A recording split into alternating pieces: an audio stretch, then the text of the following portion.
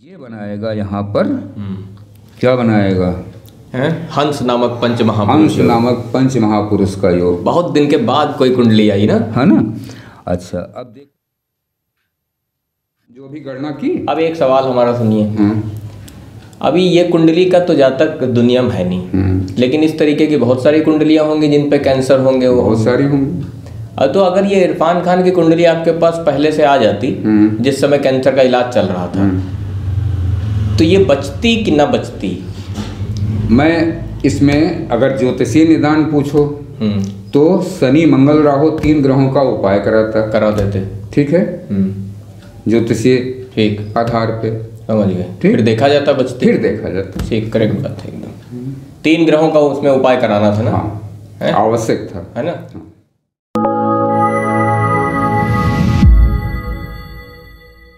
इरफान खान की कुंडली है ये, तो बहुत सारे मुंबई के कॉल आए थे कि इरफान खान की कुंडली आपने पढ़ी ही नहीं। अच्छा, ठीक है, ये देखिए कुंडली है ना। इरफान खान की जन्म कुंडली मेष लग्न है और वृश्चिक राशि है। तो पहले आयु की गणना कर लेते हैं। लग्नेश मंगल द्वि स्वभाव में है, अष्टमेश का मंगल द्वि स्वभाव में है। ठीक है, मध्य आयु हो गई। लग्न चर में है, चंद्रमा स्थिर में है, मध्य आयु हो गई। शनि द्वि स्वभाव में है, चंद्रमा स्थिर में है, ये दीर्घायु हो गई। तो 2 तरह से मध्य आयु है, तो मध्य आयु की कुंडली दिखती है ये। ठीक है, अब राजयोगों में देख लो। तो लग्नेश छठे घर में गया, ये कोई राजयोग छठे घर में देगा नहीं मंगल। पंचमेश का सूर्य 9वें घर में आया। ठीक है, तो पंचमेश त्रिकोण का मालिक है, त्रिकोण में ही आ गया, ये भी कोई राजयोग नहीं बनाएगा।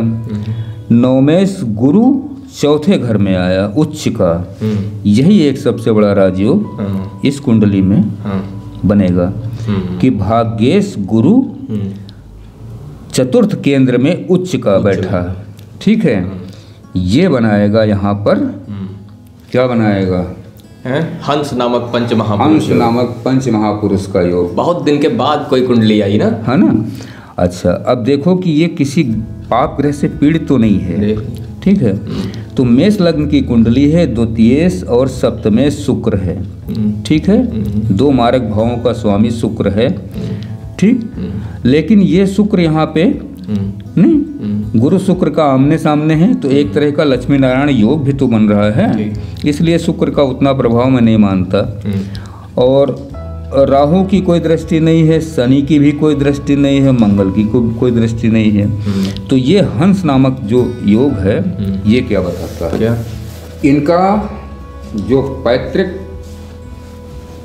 है ना, जहाँ ये पैदा हुए हैं, तो मेरे हिसाब से ये किसी राजघराने में पैदा होने चाहिए।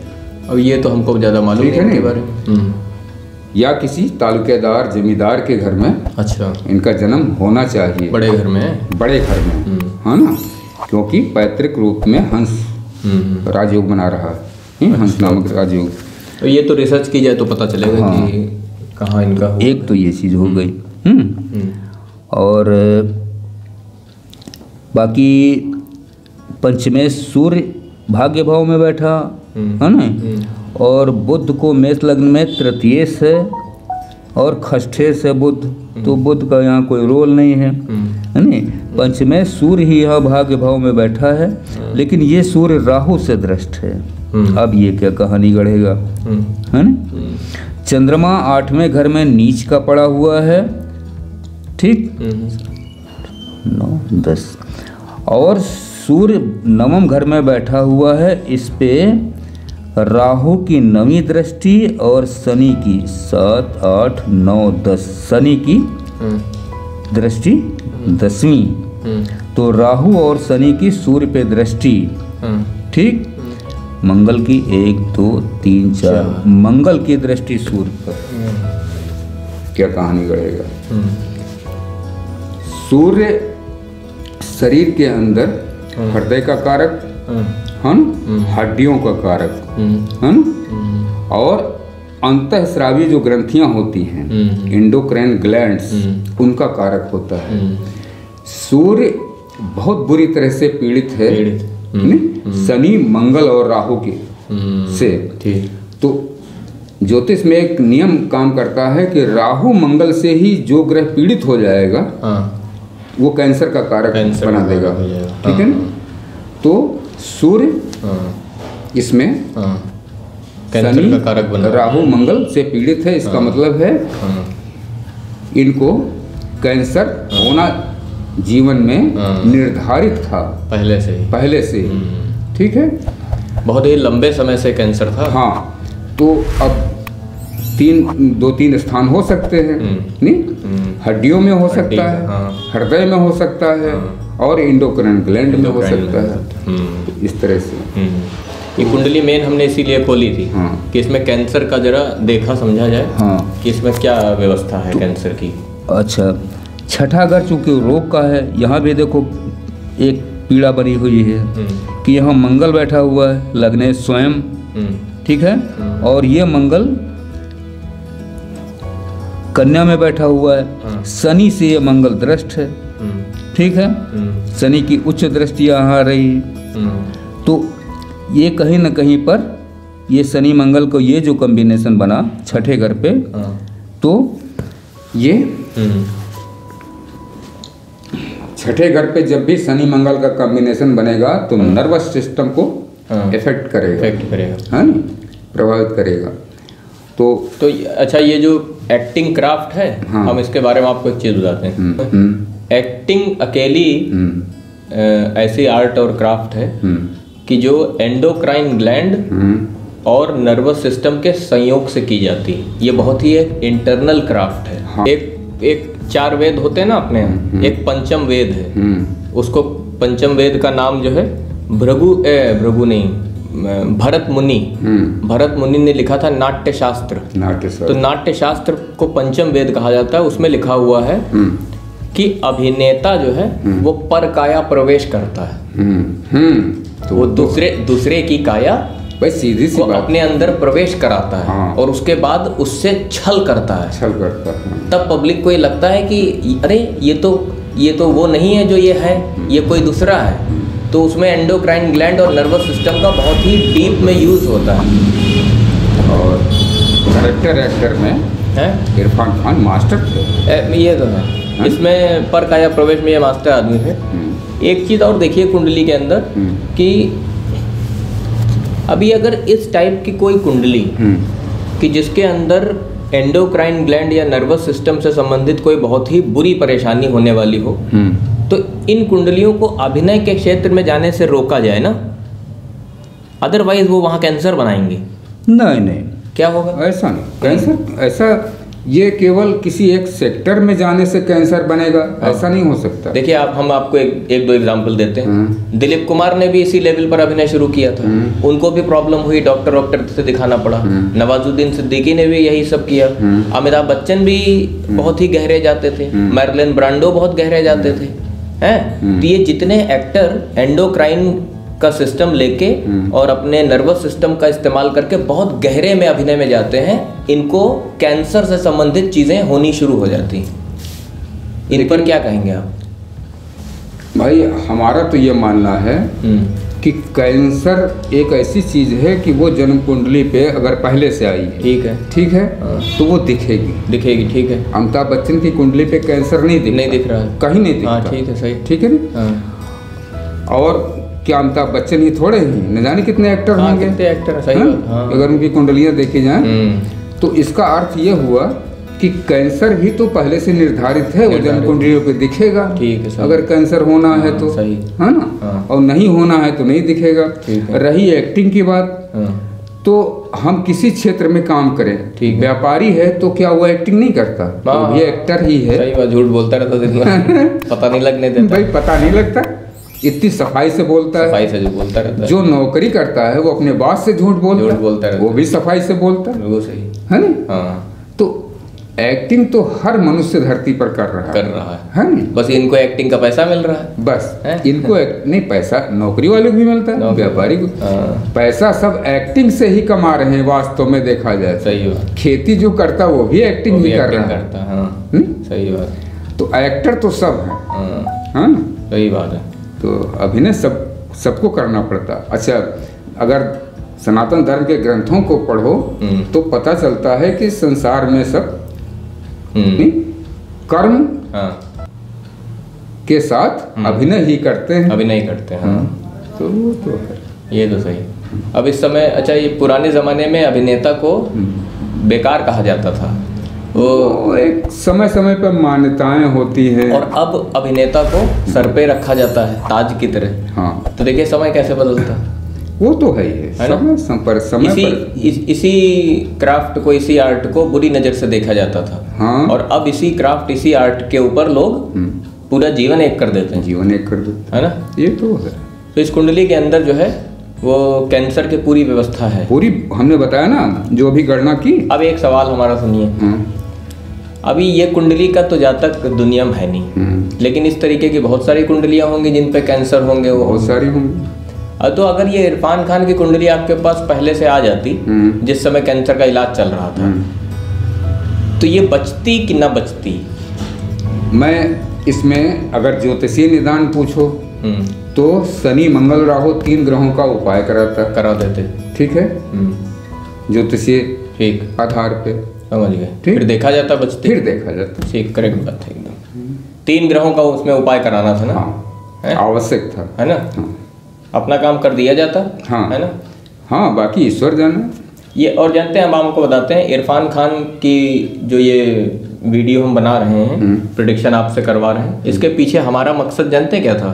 जो लोग हमको फोन करके कहते हैं इरफान खान की कुंडली पढ़ाइए, हम उनके फोन से इंस्पायर नहीं हुए, हम इंस्पायर इस चीज से हुए कि अगर किसी की कुंडलियों में कैंसर होगा तो कम से कम वो आके हम लोगों से रेमेडी ले सके, वो कम से कम चेक तो कर सके आके कि हाँ कुछ सुधार होते हैं, क्योंकि अगर मरीज को पता नहीं दिया जाएगा कि तुम्हारे पास कोई समस्या है तो मरीज कैसे आएगा डॉक्टर भाई? जब गंभीर परिस्थिति हो जाती है शरीर के साथ, शरीर बहुत रोगी हो जाता है, तो एक तो डॉक्टर के पास जाता है, मेडिसिन लेता है, हाँ। दूसरी दुआ भी तो लेता है, हाँ। डॉक्टर तो बोलता ही है कि हमारी मेडिसिन तब काम करेगी जब दुआ काम करेगी। दुआ बिल्कुल। तो कुछ लोग मंदिरों में जाते हैं, सही बात, दरगाहों पे जाते हैं, तमाम तरह की चीजें होती रहती हैं। डॉक्टर तो अपने यहाँ चिकित्सालय के अंदर लिख के रखता है कि हम सिर्फ शरीर का इलाज करते हैं, है ना?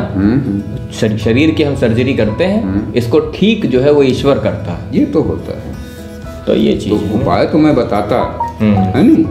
और अभी अच्छा देखिए आप, ये कितनी अजीब सी बात है, ये विडंबना है कि जैसे ये वीडियो बनी, अब इस वीडियो को सारे लोग देखेंगे, तो आदमी वीडियो को देखता है तो वो ये सोचता है कि ये एक यूट्यूब चैनल है, इन्होंने वीडियो बनाया है, लेकिन वो ये कभी नहीं जान पाएगा कि ये वीडियो हम उसके लिए बना रहे हैं, कि वो इस चैनल पे पड़े हुए वीडियोस को देख के इंस्पायर हो सके, हाँ, और वो यहाँ तक चल के आ सके और अपनी समस्या को सॉल्व करा सके। क्यों नहीं कर सकता है भाई? जैसे अब ये हमने कैंसर की जो इसमें डायग्नोसिस की, हाँ, ग्रहों के आधार पर, वो एग्जैक्ट है, बिल्कुल सही। तो इस कुंडली को देख करके अगर किसी कोई पीड़ित है, हाँ, तो कम से कम वो अपना तो वो ट्रीटमेंट कुंडली दिखा करके एक अपने जो उनका मेडिकल ट्रीटमेंट है वो तो करे ही, इसके साथ में एस्ट्रोलॉजिकल ट्रीटमेंट वो कर सकता है, क्यों नहीं कर सकता? और आपको जान के हैरानी होगी, हो सकता पता भी हो आपको, कोरोना आया, कोविड, तो कोविड से जितने लोग एक्सपायर हुए, लेकिन जानते हैं हर साल सबसे ज्यादा लोग एक्सपायर कैंसर से होते हैं, हाँ, हर साल सबसे ज्यादा धरती के ऊपर कैंसर से लोग एक्सपायर होते हैं। अगर कैंसर से पीड़ित आदमी हम लोगों के पास आ जाए और वो एक बार इसका ट्रीटमेंट करे, हाँ, देखा जाए, है ना, तो हम लोग भी देखें कि ये ट्रीटमेंट 100 में से 100 पे काम कर रहे हैं, हाँ, क्योंकि देखिए अभी तक तो सब पे काम कर ही रहे हैं, हाँ। अभी कोलकाता वाली आई कुंडली, वो ठीक हुआ, हाँ। है 2-3, अच्छा कुछ ऐसी भी कुंडलियां आई जिसमें आपने कह दिया कि ये नहीं ठीक होंगे, और कुछ कुंडलियां हैं जिसमें बचाव है। अभी हम एक चीज और बताना चाहते हैं, आपको तो पता ही, हमको भी पता है, ये वीडियो चल रही है, इसी में उसका जिक्र करते हैं। हमने अभी एक इंटरव्यू लिया है 2 औरतों का जिनकी यूटेराइन वॉल वो कोलैप्स है, बंद है, और वो आए थे आपसे मिलने, आपको याद होगा, है नहीं? तो उनको आपने रेमेडी बताई थी और उससे उनको गर्भ ठहर गया, मतलब कंसीव हो चुका है, और डॉक्टर अपनी सारी रिपोर्ट में ये कह रहा है कि ये नहीं हो सकता है। ठीक, अभी उसका हम पूरा एक वीडियो बनाएंगे, उसका पूरा इंटरव्यू हमने सब लेके रख लिया है बाकायदा उन सारी रिपोर्ट्स के साथ में जो मेडिकल रिपोर्ट्स हैं। और अब थोड़ा सा हम ये देखना चाहते हैं कि स्पिरिचुअलिटी और ये जो सो कॉल्ड साइंस हैं जिनको पढ़ के हम लोग बड़े हुए हैं, physics, chemistry, biology, medical science, इनमें इनके अगर दोनों को हम लोग जीवन के अंदर दोनों चीजों का इस्तेमाल करें तो जीवन बेहतर होगा। हाँ, क्यों नहीं होगा, है ना भाई?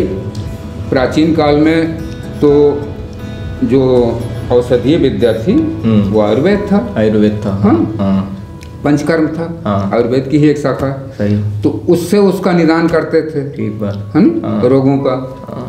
और साथ में आध्यात्मिक आत्मज्ञान की उन्नति कराते थे।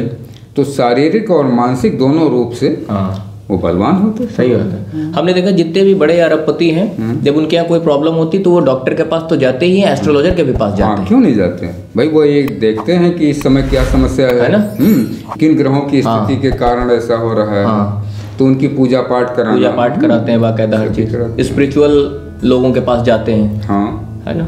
और एक सबसे बड़ी जो मतलब रहस्य की बात है क्या, कि हमने देखा है कि अमेरिका और यूरोप के अंदर भी नहीं, उनके भी ईसाई धर्म में भी पूजा का विधान है। हाँ, हर जगह है ना। अगर कोई हर जगह समस्या है, मुस्लिम में है, सब में है, ईसाई में है, ईसाई में, हाँ सब में, बौद्ध धर्म में, हर जगह पे है। तो क्यों नहीं करना चाहिए भाई? सीधी सी बात है कि हमको सुख चाहिए, शरीर सुखी रहे, मन सुखी रहे, बुद्धि सुखी रहे, ठीक, तो जीवन सुख से बीतेगा। उसके लिए हम जो भी उपाय कर सकते हैं वो करें, और क्या। अच्छा, एक हमारा आखिरी सवाल है, वीडियो हो गई बहुत लंबी। ये सारे अमीर आदमी इस बात को समझते हैं, ये मिडिल क्लास वाले कब समझेंगे कि जीवन में सुख पाने के लिए ये सारे की सब चीजें कर लेनी चाहिए? देखो, समस्या ये है कि जब कभी कोई मनुष्य अपने को बहुत समझता है ताकतवर, है ना, धनवान को कभी तुमने बहुत फैशन करते हुए नहीं देखा होगा। नहीं होता कभी। शोबाजी करते हुए नहीं देखा होगा। नहीं ना, नहीं, कभी नहीं होता है। और सबसे ज्यादा धन का प्रदर्शन कौन करता है? जिसके पास धन नहीं होता है। जिसके पास धन नहीं, मध्यम वर्गीय सबसे ज्यादा धन का प्रदर्शन, सही बात, प्रदर्शन करता है। तो वही कारण है, बुद्धि राइट नहीं चलती ना मध्यम वर्ग की, इसीलिए वो उसी वर्ग में बार बार जन्म करते हैं। और जिसकी राइट चल जाती है वो मध्यम वर्ग से निकल के उच्च वर्ग में चला जाता है। ये बात है। तो ये इस तरह से चीजें चलती हैं। अच्छा, नहीं, अभी जब वो जो 2 वीडियो जो हमने जो अभी शूट करके रखे हुए हैं, जब हम उनको डालेंगे ना तो अभी लोगों की आंखें खुलेंगी। तो काफी लोगों को मालूम नहीं ना। वो तो ईश्वर का चमत्कार है। वो तो नहीं, वो तो जैसे अब आप कहते हैं ईश्वर का चमत्कार है, लेकिन वो तो आपकी आध्यात्मिक शक्ति है। अरे वो ठीक है, लेकिन हम तो ईश्वर का चमत्कार ही मानेंगे, क्योंकि हमारे पास जो भी चीज है गॉड गिफ्टेड है। वो तो है ही। ज्योतिष भी गॉड गिफ्टेड है, और ज्ञान भी, आत्मज्ञान भी गॉड गिफ्टेड है। और हमारा उद्देश्य केवल यही है कि लोगों की सहायता की जाए। ठीक बात, ठीक है। नहीं